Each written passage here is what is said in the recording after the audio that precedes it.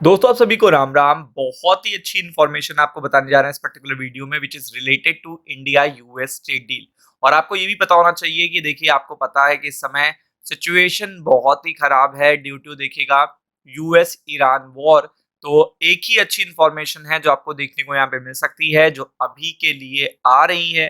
और अगर ऐसी इन्फॉर्मेशन आ रही है दोनों पक्ष ये कह रहे हैं कि देयर इज नथिंग देखिएगा which is confronting each other.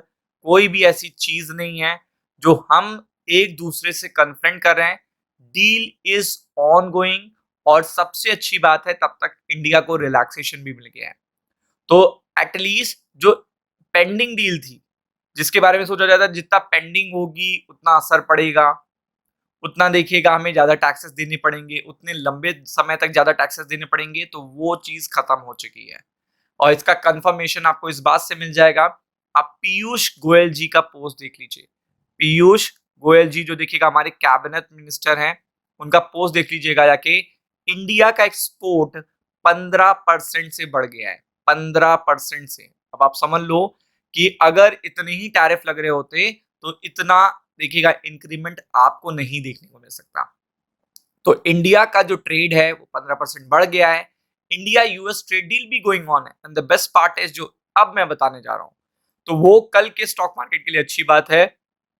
एक एक करके डिस्कस करेंगे। तो सबसे पहले बात यहां पे होगी व्हाइट हाउस की।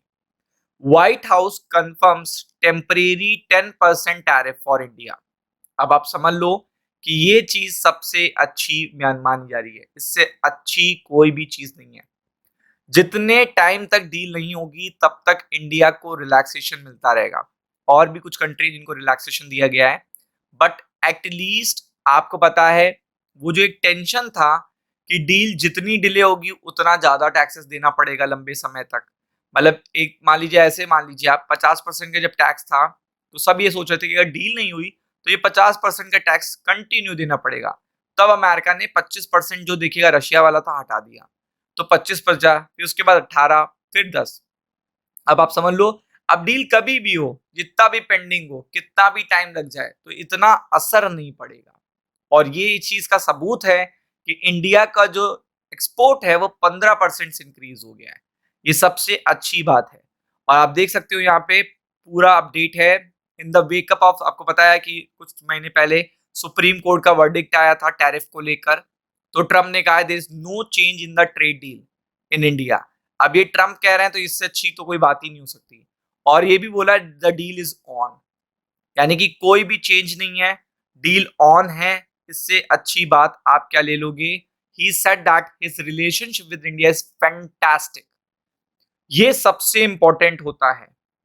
जेडी वेंस अभी देखिएगा 2 दिन पहले देखिएगा कॉल मिलाया है जब उन्होंने 100 देखिएगा परसेंट टैरिफ का बिल पास किया है रशियन एनर्जी पे। तो आप देख सकते हो रशियन एनर्जी पे 100% का बिल पास करने के बाद भी जेडी वेंस हो या देखिएगा अमेरिका के राजदूत हो, सब देखिएगा कंटिन्यूसली एक ही बात बोल रहे हैं कि इंडिया के साथ जो हमारे रिलेशनशिप है बहुत फैंटास्टिक है। और एक्सप्लोर कर रहे हैं हम लोग कहाँ कहाँ पे व्यापार कर सकते हैं। तो आप समझ सकते हो कि जब एक पक्ष से निगेटिव आए और एक पॉजिटिव आए तब माना जाता है कि डील नहीं हो पाएगी। बट दोनों पक्ष पॉजिटिवली बोल रहे हैं, ये सबसे अच्छी बात है।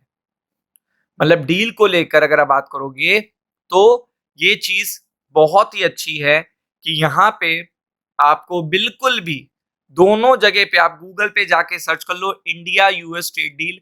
आपको मल्टीपल गुड इंफॉर्मेशन देखने को मिल जाएंगी जिनमें से जेडी वेंस की और ये इंफॉर्मेशन बहुत ही पॉजिटिव है कि जब तक डील नहीं हो रही है तब तक देखिएगा 25% तो हट ही चुका है। जो पेनल्टी लगी थी रशियन ऑयल बाय करने की वजह से वो तो एक अलग चीज हो गई।